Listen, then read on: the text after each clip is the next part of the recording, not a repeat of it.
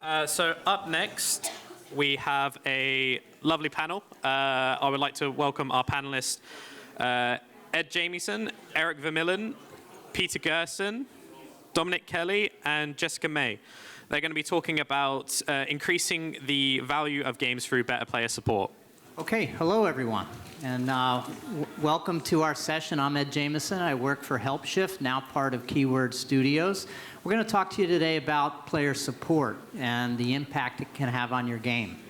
And with me, we've got one of our great customers, Jessica, and we're going to all introduce ourselves. We're going to ask this team here to talk quickly about their role in the company and also mention their favorite game. So Jessica, welcome and thanks for joining us. Thank you for having me. It's nice to see people in real life and not through a screen.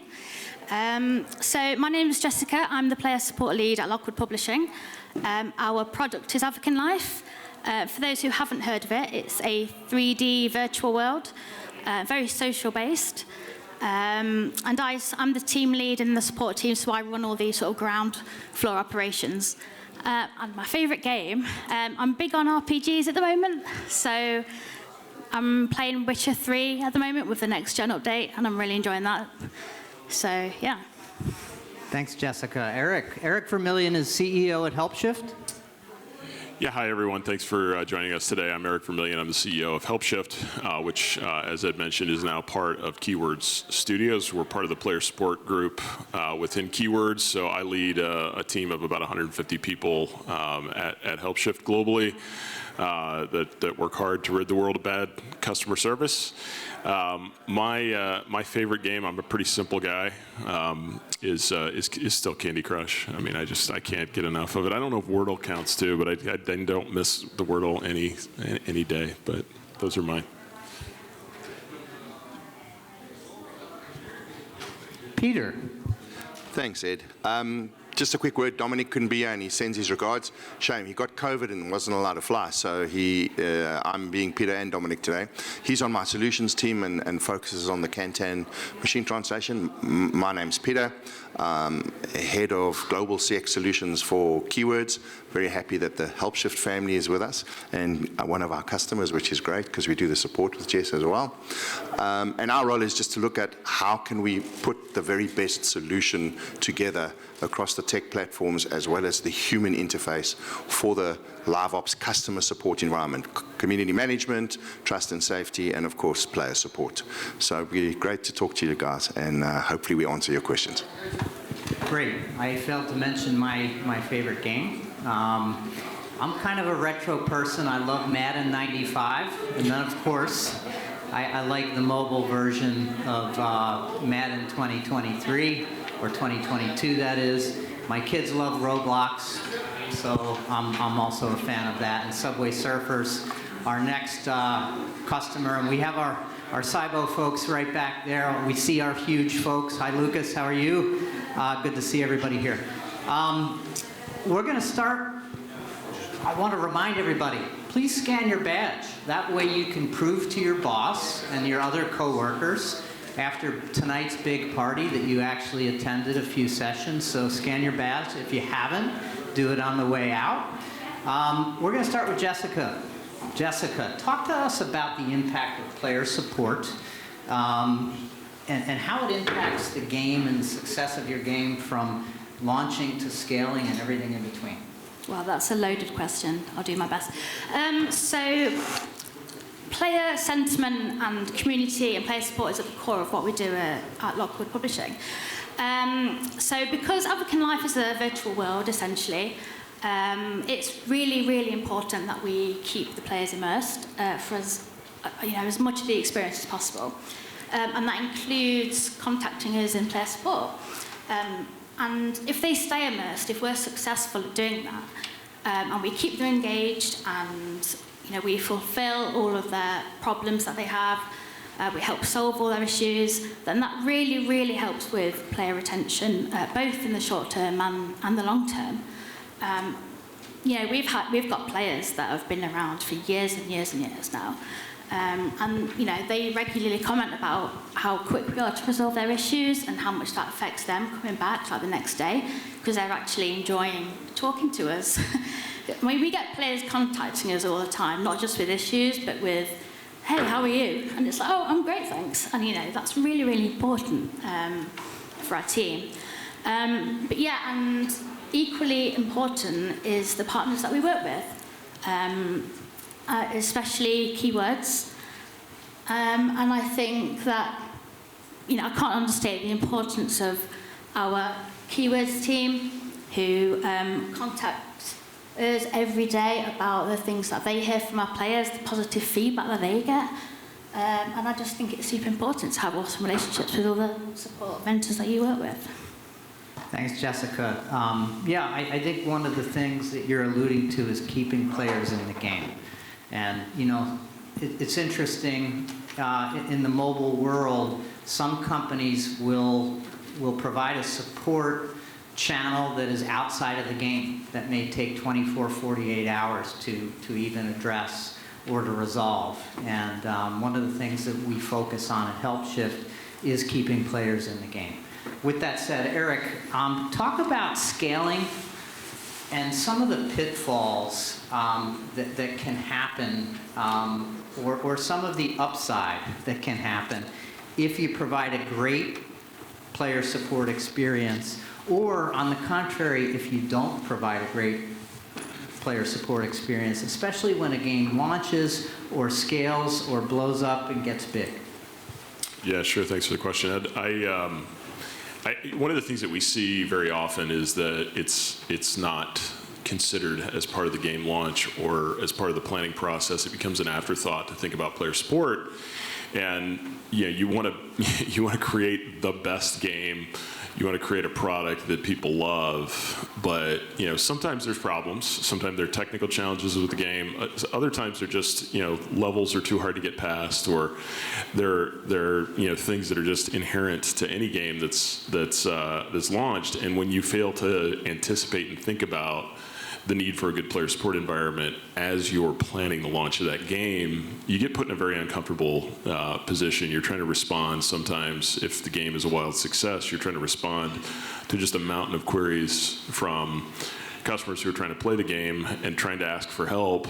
And when they can't get a hold of someone or they can't find the answer that they need, sometimes they leave you bad reviews. Sometimes they just choose not to play the game anymore. They tell their friends that they liked your game, but they got stuck and they couldn't get help and they had to move on. None of those things are good things. They obviously lead to poor CSAT scores, but also lost revenue that's associated with it. And these are things that are very easy to anticipate and build in to your plan pre-launch of the game. That's something that's I would say both pitfall and an opportunity that exists. You think carefully through that as part of the pre-launch process.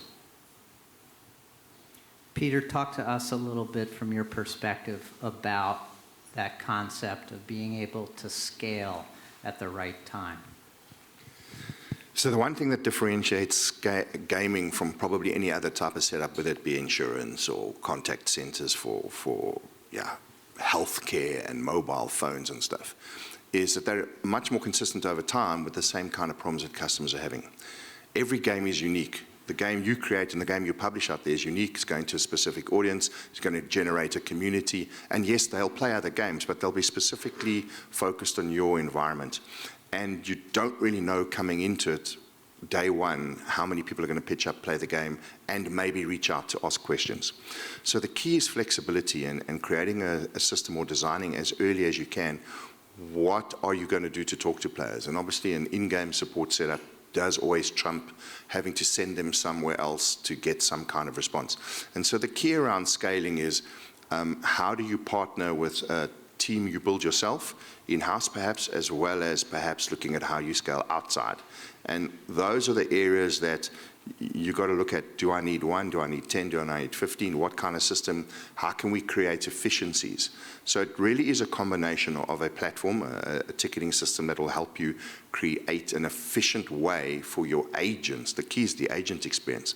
The more efficient and the happier the agents are, whoever they are, an in-house team or an outsourced team, to respond to the players, the more happy the players will be. And of course, happy players are the ambassadors for your game. They play more, they spend more time in the game, and they bring other players to the game. So the key around scaling has to be around your flexibility. But to have flexibility much earlier in the design stage of the game, there should be discussions around when we go live into a live op situation, what outcomes do we want for our players? What is it? And if you're transparent about that, and from day one, when you're going live, you're telling your players, this is how you speak to us, that's kind of going to give you the platform to create that scalability. Then you've got to obviously decide how much are we going to keep in-house. Geographically based, it's quite hard to find tons of agents very quickly, and which are the kind of partners we want to use around the world, in your game being global, that if we need to scale, how can we scale up quickly? Those are the considerations around scale. And then the opposite is true. At a while, a game has a life cycle. It may drop off. You don't want to be tied into long-term commitments. We have far too many people in support with nothing to do. So you also have to be able to scale down. And that all comes in that planning phase and talking to partners around how do you do that with the platform, with the technology, and with the people you need to employ. Hopefully that answers that question.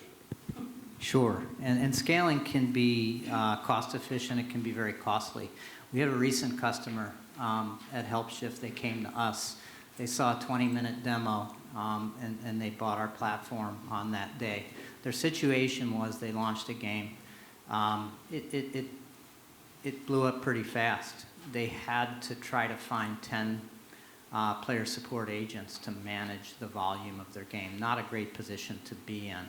What you're hearing from this team here is that blend of technology for automation to manage a lot of the simple support things. And then, of course, on Peter's side, you have the player support agents in any language. Peter, I'm going to come back to you because I want to talk a little bit about language and launching game in different markets, different geographies and different languages. You have some experience there, if you can provide some advice. So a similar approach. Worldwide, you're seeing the volume of support in English, and then you have a range of languages. And while you see us all in the market, all of us as partners come out, supporting games in 40+ languages, the reality is there are around 9 languages you need to support, given the volume of how players will reach out to you. And there are the normal European languages, which we call EFIGs. It's English, French, Italian, German, Spanish. And then there's LATAM for the LATAM Spanish and Brazilian Portuguese. Then there's usually Chinese simplified or formal, traditional. Thank you very much. And then you'll have Korean and Japanese. And then there's the odd languages around that, Turkish, Arabic. And so those are the key areas that you have to focus on. And there are a couple of ways you can do this. There is the machine translation piece, which if you're very transparent to your players, you can put in place. And everything in support, if you're a customer yourself, think of yourselves as a customer. What do you want? You want a very speedy response with an answer that solves your problem so you can get on with your life. And so if you're transparent, machine translation these days is pretty accurate, but it's still not the same as a fluent native. So if you're really picky and you get a response that's not 100% translated, you're not going to be happy. But most players don't care. They want the right answer in an understandable format. It doesn't have to be perfect, so they can get on with their lives. So that's an option that helps you scale dramatically. But there are times when you're still around quality one. So we look at always putting a combination together that makes the most sense for the game. What kind of players are coming in? What's the community? And are there certain segments where native translations in the highest time you get tickets, mentioning when your tickets come in, you need to have a native speaker to also provide the support. So it's that combination and flexibility that gives you your options. And again, you can scale pretty worldwide with having the locations. It's easy to scale, follow the sun, to plan ramping up and ramping down with that kind of setup. Thanks, Peter. I think we'll go to Jessica because she has experience as a customer using Helpshift, using Keyword Studios, player support. Do you use the Cantan machine translation as well? Not me personally. Right. I'm not involved in the sort of that side of things. It's just mainly just player support and the agents. Okay. Well, tell us about your experience in using kind of the blend of the human touch from Keyword Studios and the automation from Helpshift. So we started using custom bots about a year ago now, and it's been hugely successful for us, especially in times of high growth with the team. Like a lot of game studios, our player base is it can be quite seasonal. It gets really busy around Christmas and then quietens down just afterwards. So it's really important for us to leverage that, all of the automation and the AI to make sure that we have coverage in those times of, high traffic. And it's also important as well that we work with keywords, and important that we use the flexibility that they offer. And if we need a lesser amount of agents during a specific time, then they offer us the flexibility to do that. And likewise, when it gets busy, if we want to say, we've got a big event coming up, or it's Christmas, it's getting really busy, it's not a problem just to have a few more agents during that time, which is really important to us. I'm really excited about the merger, because we've actually been working with both Helpshift and Keywords for many years now, probably more than 5 years actually. So that, when the merger got announced, we were actually really excited about the possibilities for us, and how we can work together in the future even better than we already are. So yeah. Thanks, Jessica. You talked a little bit about the agility. I'm supposed to go to Eric, but I'm going to go to Peter because it plays off, and I'm going to come back to Eric. It plays on something that you just said. Many BPOs in the world, require companies to sign up for 10 agents or 20 agents or that sort of thing. And what's unique about Keywords is they're very focused on gaming, and they provide a lot of flexibility in the way they work with their vendors. Peter, can you comment on that? Because Jessica mentioned the nights and the weekends and scaling for spikes and valleys. Can you comment on how you serve the community there? Yeah, so it's a good question, and the audience and anybody at the show, what we always say is that at these kinds of things, there's 40 minutes, you can only go high level, and it's very difficult to really get to the nitty-gritty, and often it's a bit frustrating, I think, seeing the audience, because you want answers to your questions. The best is come find us at the booth and really ask your specific question, and let us help you with that. But in this instance, it's pretty straightforward. We've taken the view that games go through very steep cycles compared to products out in the market like an insurance or a healthcare. And so we've got to be able to ramp up and ramp down at very short notice, or sometimes just extend a team for an event or a play test or a launch. So we're able to scale up or scale down pretty quickly in most languages that I spoke about, the 9 or 10 that are the key languages, at very short notice. We prefer not to. The more you can spend time preparing your system, and the more you can train the agents and work with them to be more familiar with your environment and the game, the better a result. But if it's unexpected and you need to spike, think of us as an extension of the team. So we're an extension of the voice and the brand. And you literally start with what we call half an FTD. And I always make a joke, like, which half do you want, the top or the bottom? But it literally means 80 hours a month. You start with 80 hours a month, just maybe doing certain key times when your team has gaps or can't work. And then we build out from there, depending on how you want to grow. And then it can scale quite quickly. A launch we once had where there were 0 agents, they said they didn't need support, the game blew up, and the weekend it launched, they asked for help. We put 17 agents in within 24 hours, and a week later there were 24 agents, and that team grew to 60 agents. But then the game settled down, and then the team became 30 agents. So that's kind of how it works. It's a reality of gaming.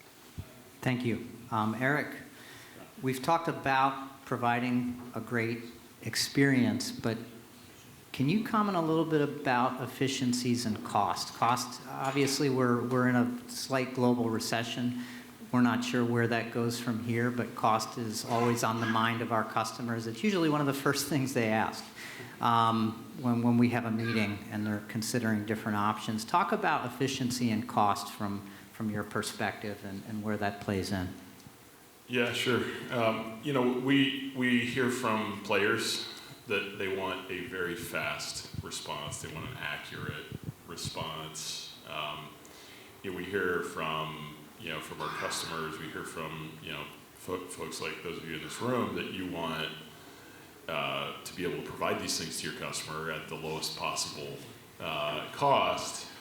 That just takes planning, and what Peter just described with scaling up 17 agents in the world is really good, but that's like a diving save, and it doesn't have to be that hard if you take the time to actually thoughtfully plan this while you're in the planning process of the game, or as you're starting to scale the game.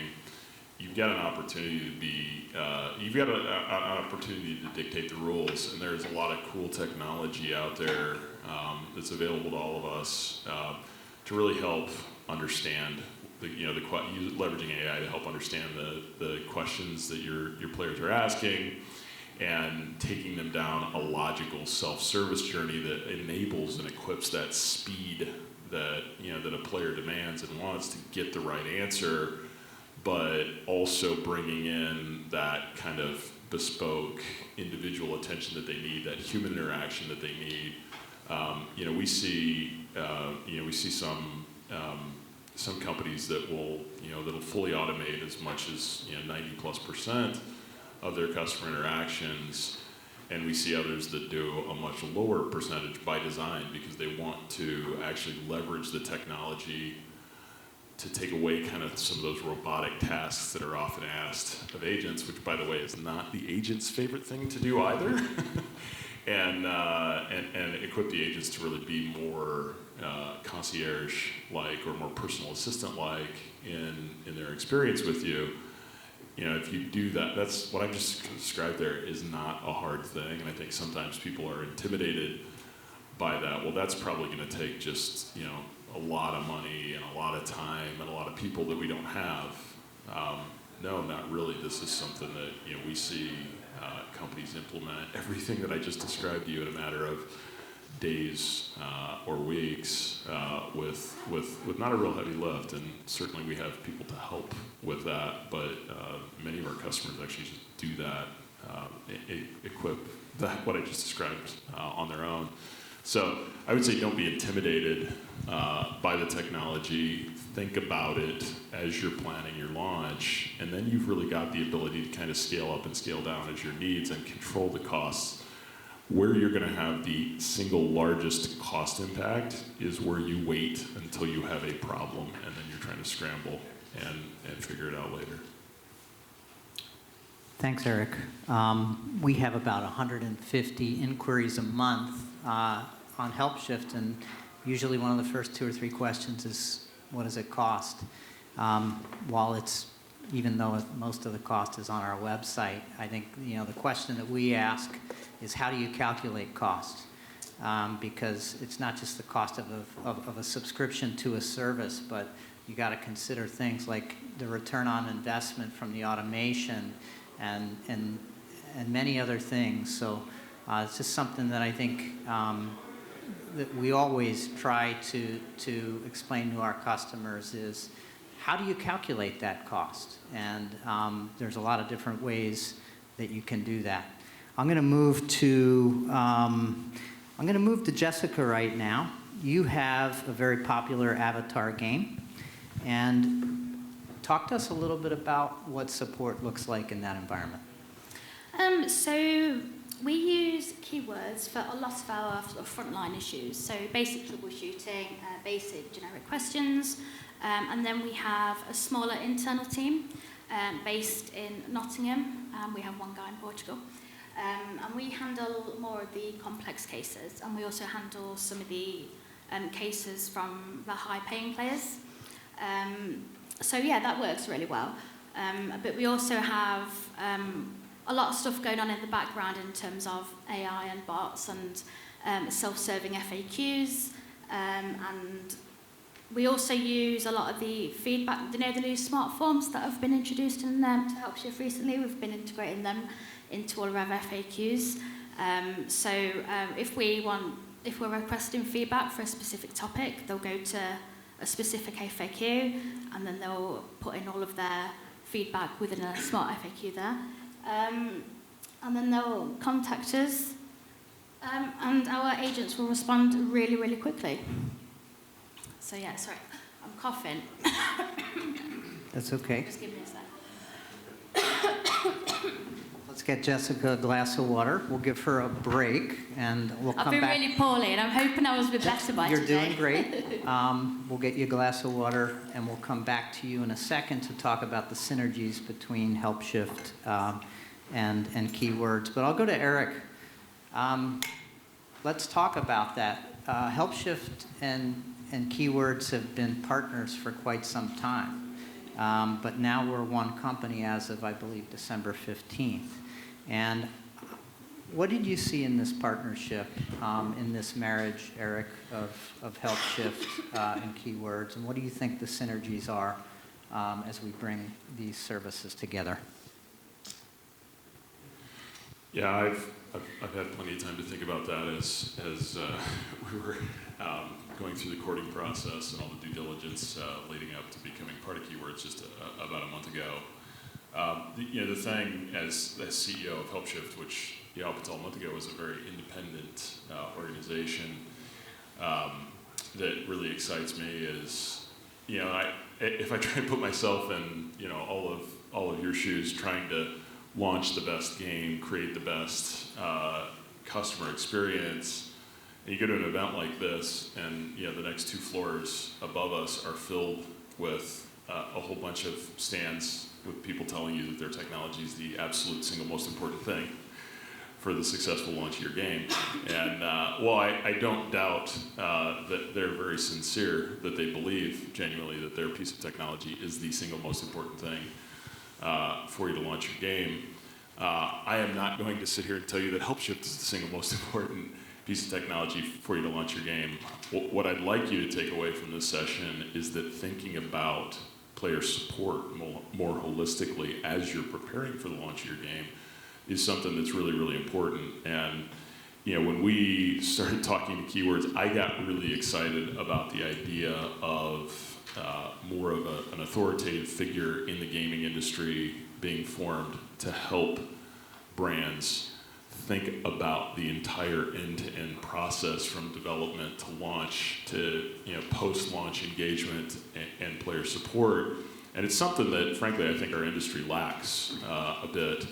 I hear player support leaders kind of squeamishly saying, well, we're not sure if we're really cutting edge, we're really doing things great. Well, I've spent a good part of my career, in the world of software technology, and I've talked to the likes of Barclays and Citi and Toyota and Mercedes and some of these other companies, and what they're doing in support, I can tell you is far behind what many of you are doing today for your players, leveraging, mobile apps, leveraging technology that some of these bigger brands, can't even get out of their way to think about.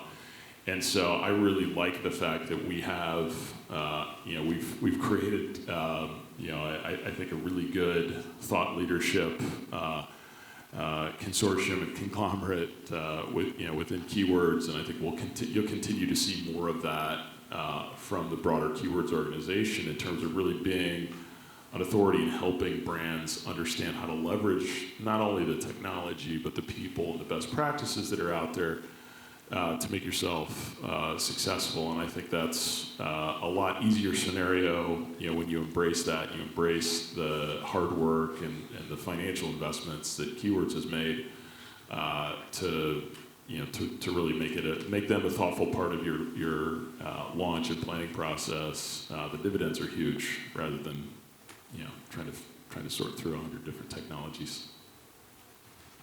Thank you, Eric.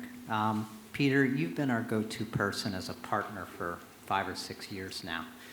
We've worked with you to implement kind of our technology with your people. Now we're one company.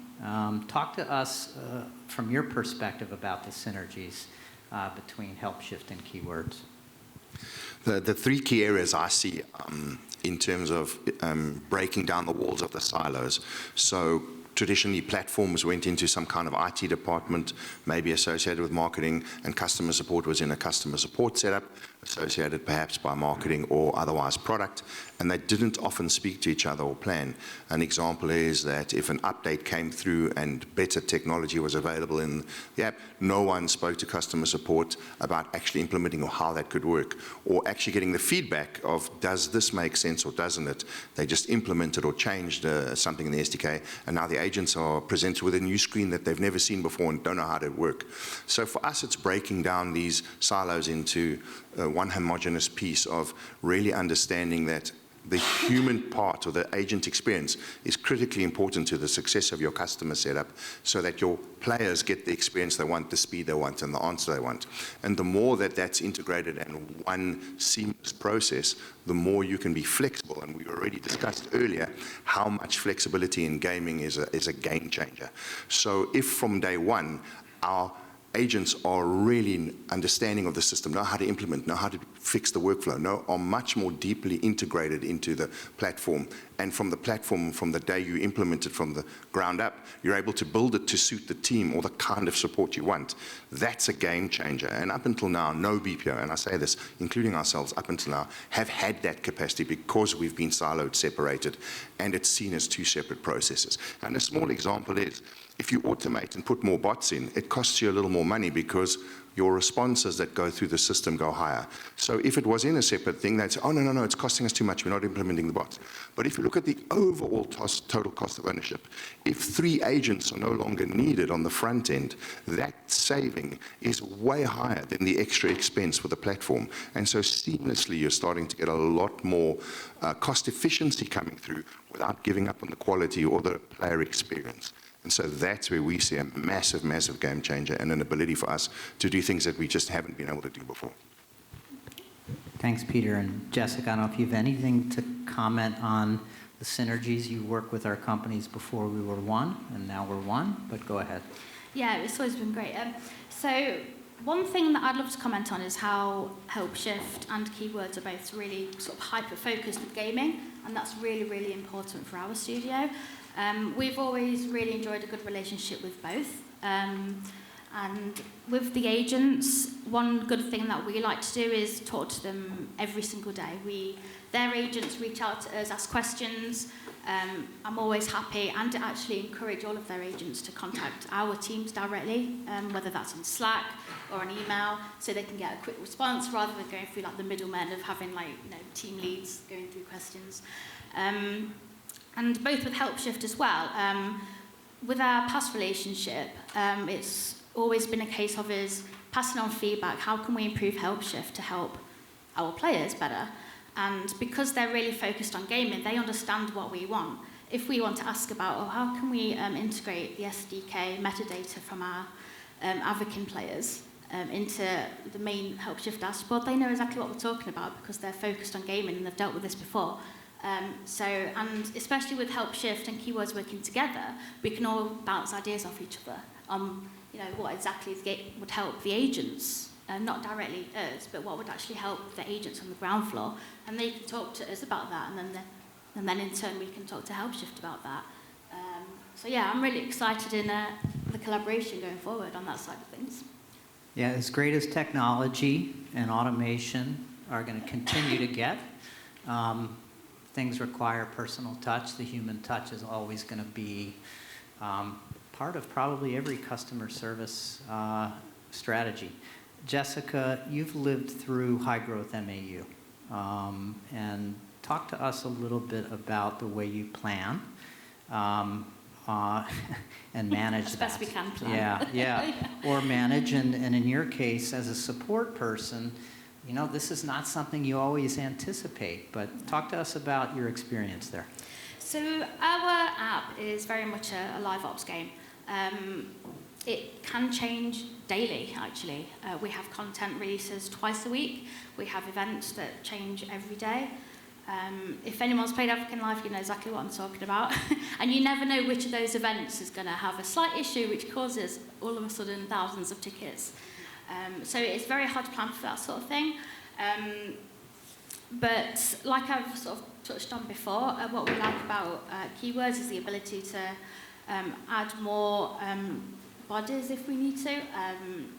And we also have a really good relationship with our keywords team lead, who actually help us with FAQs in the SDK.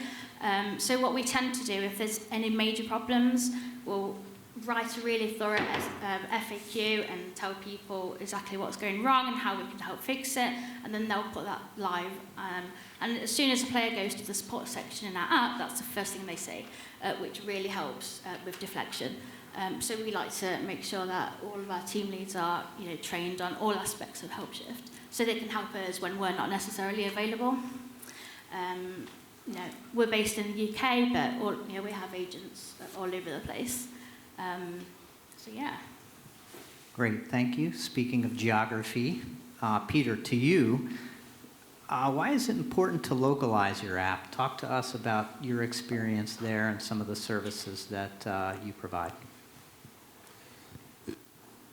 Yes, so one of the key things is players like to be spoken to in their language, and if your game is localized, and a lot of games are, they're localized into quite a lot of languages, and the players are playing in the language, then they reach out. If they're getting an answer back in English or another language that's not theirs, it's not quite the same experience. And the key is to be careful of the culturalization as well as the translation. So we're very, very sensitive to understanding. So gaming slang in Germany around a game in a community, in the Discord channels and in the one-to-one relationships, is actually quite different to the same game in a French or an Arabic community. And you also have to be very careful how words translate from one language to another. So what could be a standard word translated into German about please do this could translate into something that could be meaning quite something embarrassing in another language if you're not careful. So the key is the quality around how you do that and how you manage that culturalization. And that's why you want to have local native gamers help support the game in the localization when most of those gamers are playing, should you choose to do that. Or be very, very transparent, as I said, around the machine translation, and then players are accepting of the speed of which they get the response, but understanding that the quality may not quite be there just yet. Those are the two things to watch out for, and we find that the more you do that, the higher the customer satisfaction is of the process. Culture I've got is a not funny the same. story. Yeah, I was going to say, I think you do. Please. So this was many years ago, bear in mind, before we started using professional localization. So within our app avatar, you can select which sex you are, male and female. This was back in the day. And back in the day, we used like a basic Google Translate. And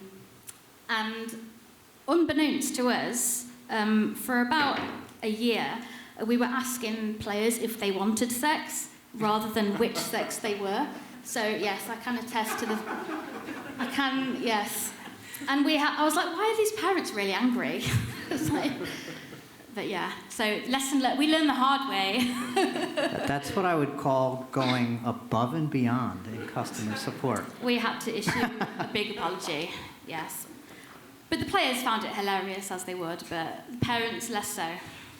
Okay, we have 2 minutes, so this has been great, and it's good to end on a lighter note. I'm gonna finish with Jessica. What are some of the key takeaways you want the audience to hear? And now we have new audience coming in. Perfect time for them to hear somewhat of a summary of the session. One suggestion I'd like to make, if anyone here has any, if anyone's looking for any tips, I would advise everyone to let their customer support agents, give them time to play the actual games that they're supporting, like every week. I think we allow, a few hours every week for all of the agents to actually play the app and play the games. The more they get involved in the community and the more they get involved in the game, the more they can relate to the players when they're in contact with them. And that's really important to make sure that you have fun with it. Especially the agents who are answering tickets on a daily basis. If you know the app thoroughly, you know all the memes, you know all the jokes, and you can have a laugh with the players, and it makes for a much better experience. Great. We've got 1 more minute. Eric Vermillion, any final thoughts or final message you want to share with the audience here? It's consistent with the same thing I've been saying. Think about this ahead. Take the time to plan before you launch your game, because player support's so much easier if you've thought through it before you launch than when you're trying to scramble and solve a 3-month queue of customer issues that are piling up. Peter? There isn't time to go through everything, so come visit us on the stand. We've got a great Oculus to give away if you come and scan and talk to us. But besides the prize, we're just there. Come pick our brains. Let us help you solve the problems. No strings attached. That's what we're passionate about, and we want to talk to you about how to improve the customer support setup you've got. With 19 seconds, I'll say one last thing. You know, now that Keywords and Kantan Translation AI and Helpshift are one company, you know, we're hyper-focused on gaming, and we're hyper-focused on the player support experience. It makes sense for those who are serious about gaming to work with a company that is that focused on those specific things. In my hand, I have invitations to happy hour tomorrow night at Flight Club London. I think it starts at 5:30 p.m. We also are in booth G14 or 13, G14, and that's up on the highest floor. So come see us then. And I want to thank Jessica, our great customer, Eric Vermillion, our CEO, and Peter, my new colleague, as of a month ago. Thanks, everyone, for coming. Thank you. Thank you.